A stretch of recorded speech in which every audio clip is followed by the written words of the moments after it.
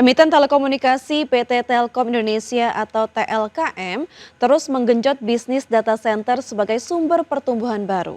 Langkah ini dilakukan seiring meningkatnya permintaan infrastruktur digital akibat perkembangan kecerdasan buatan dan ekonomi digital.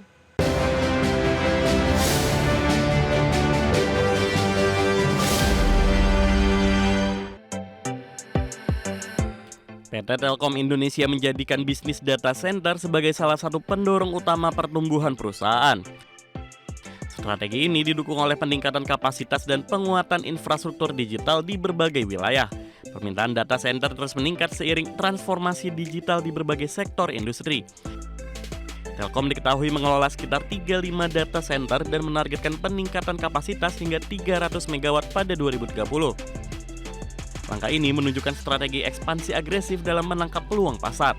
Peningkatan skala infrastruktur menjadi kunci dalam memenuhi permintaan layanan cloud dan data global.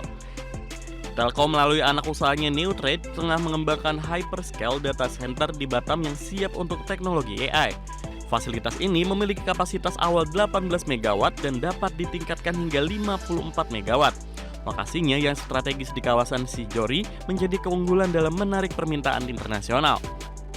Pengembangan data center di Batam juga ditargetkan untuk menangkap limpahan permintaan dari Singapura, yang saat ini menghadapi keterbatasan lahan dan energi untuk ekspansi data center. Kondisi ini memberikan peluang besar bagi Indonesia untuk menjadi hub data center regional. Selain pengembangan hyperscale, Telkom juga mengoptimalkan jaringan data center melalui Neocentric. Untuk menjangkau wilayah terpencil terdepan dan terluar, langkah ini menjadi bagian dari strategi pemerataan infrastruktur digital nasional. Industri data center di Indonesia mengalami pertumbuhan signifikan dalam 5 tahun terakhir.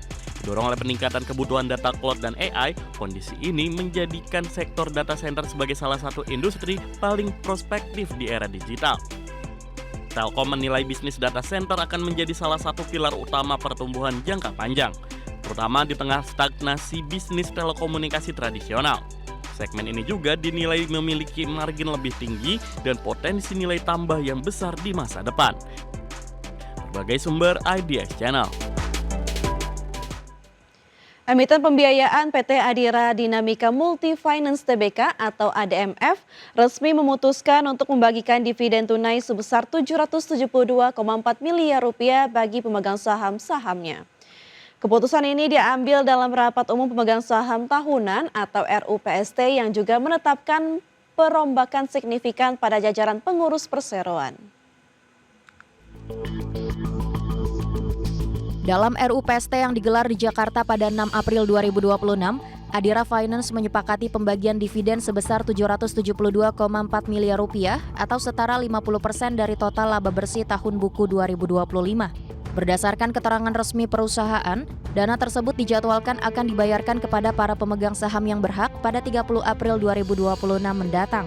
Selain untuk dividen, perseroan juga menyisihkan 1% laba bersih sebagai dana cadangan umum sesuai ketentuan undang-undang. Selain pembagian laba, RUPST juga menyetujui perubahan susunan pengurus perseroan. Pemegang saham menyepakati pengangkatan Nobuya Kawasaki sebagai komisaris utama menggantikan Daisuke Ejima. Sementara itu, Teresia Adriana Wijaya resmi diangkat sebagai komisaris. Di jajaran direksi, Swandanjani Gunadi dan Niko Kurniawan Bonggo Warsito kini mengemban amanah baru sebagai wakil direktur utama, mendampingi Idewa Made Susila yang tetap menjabat sebagai direktur utama. Manajemen ADMF menegaskan bahwa masa jabatan anggota Dewan Komisaris yang baru akan berlaku efektif setelah mendapatkan persetujuan dari Otoritas Jasa Keuangan atau OJK. Adapun melalui struktur kepemimpinan dan dukungan fundamental yang kuat pada 2026 ini, Adira Finance optimistis dapat terus memperluas pangsa pasar pembiayaan otomotif dan multiguna di tanah air.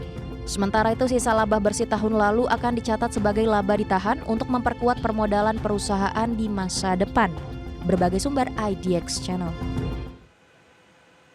Pemirsa, emiten pertambangan PT Bukit Asam Tbk mencatat kinerja keuangan positif di sepanjang tahun 2025.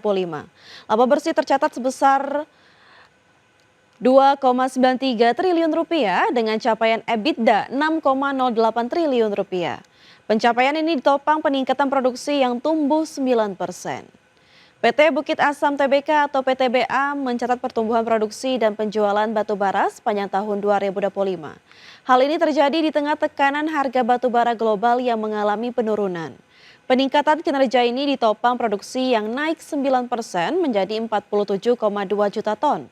Sementara penjualan tumbuh 6% menjadi 45,4 juta ton.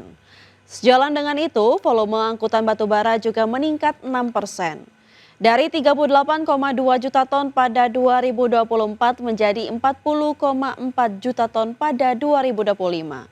Direktur Utama PTBA Arsal Ismail menyebutkan meskipun terjadi penurunan harga yang cukup signifikan dibandingkan tahun sebelumnya, perseroan tetap mampu menjaga kinerja operasional sepanjang 2025. Untuk menjaga keseimbangan pasar, perseroan mengalokasikan penjualan sebesar 54% ke pasar domestik dan 46% ke pasar ekspor. Sementara itu pada pasar ekspor, PTBA melakukan diversifikasi negara tujuan. Selain China dan India, perseroan memperluas pasar ke Bangladesh, Vietnam, Korea Selatan, dan Filipina. Serta mulai menembus pasar Eropa seperti Spanyol dan Rumania. Menjadi 47,2 juta ton, penjualan juga tumbuh 6% menjadi 45,4 juta ton. Dan sejalan dengan itu, angkutan juga meningkat 6% dari 38,2 juta ton pada tahun 2024 menjadi. Emiten Perkebunan PT Cisadane Sawit Raya atau CSRA melihat peluang besar dari kenaikan harga minyak sawit mentah atau CPO. Kondisi ini diproyeksikan akan mendorong kinerja perusahaan seiring prospek positif industri sawit ke depan. PT Cisadane Sawit Raya menilai prospek industri sawit masih akan positif pada 2026. Hal ini didorong oleh proyeksi harga CPO yang masih berada di level tinggi. Kondisi ini menjadi peluang bagi perusahaan untuk meningkatkan kinerja dan margin usaha di masa mendatang. Peran minyak sawit kini tidak hanya sebagai komoditas pangan, namun juga sebagai sumber energi. Permintaan biodiesel yang meningkat turut mendorong harga CPO di pasar global. Pergeseran peran ini menjadi faktor penting yang mendukung keberlanjutan industri sawit ke depan. Sepanjang 2025, CSRA mencatatkan pertumbuhan kinerja yang signifikan dengan pendapatan mencapai sekitar 1,89 triliun rupiah. Angka ini meningkat lebih dari 77% dibandingkan tahun sebelumnya. Pertumbuhan ini didorong oleh kenaikan harga jual CPO dan peningkatan volume penjualan. Kenaikan harga CPO turut mendorong peningkatan laba perusahaan dengan pertumbuhan 2 digit. Kondisi ini menunjukkan sensitivitas kinerja emiten sawit terhadap pergerakan harga komoditas. Namun perusahaan tetap menghadapi tekanan biaya seperti pembelian tandan, buah segar dari pihak ketiga.